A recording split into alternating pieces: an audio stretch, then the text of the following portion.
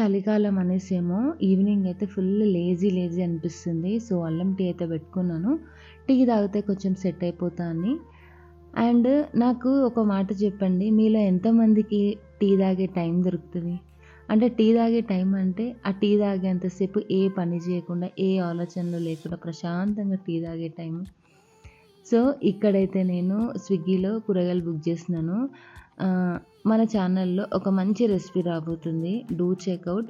ఈజీగా లంచ్ బాక్స్‌కి కావచ్చు, ఇట్లా ఈవినింగ్ టైమ్స్‌లో లేజీగా అనిపించినప్పుడు ఈ రెసిపీ చేస్తే మాత్రం టైమ్ సేవింగ్ అండ్ ఎక్కువ పని కూడా ఏమి ఉండదు. అయితే అన్నీ అంటే ఒక 2-3 డేస్ కోసం అనేసి నేను బుక్ చేసినాను. ఎక్కువ ఏం కూరగాయలు కాదు. సో, కూరగాయలు అయితే కట్ చేసుకున్నాను. అండ్ నా కుకింగ్ అయితే స్టార్ట్ చేసినాను. సో, మరిన్ని ఇలాంటి రొటీన్ వ్లాగ్స్ కోసం ప్లీజ్ నా ఛానల్‌కి సబ్స్క్రైబ్ చేయండి. నేను మళ్ళీ నెక్స్ట్ వీడియోలో ఒక మంచి రెసిపీతోని కలుస్తాను. బాయ్.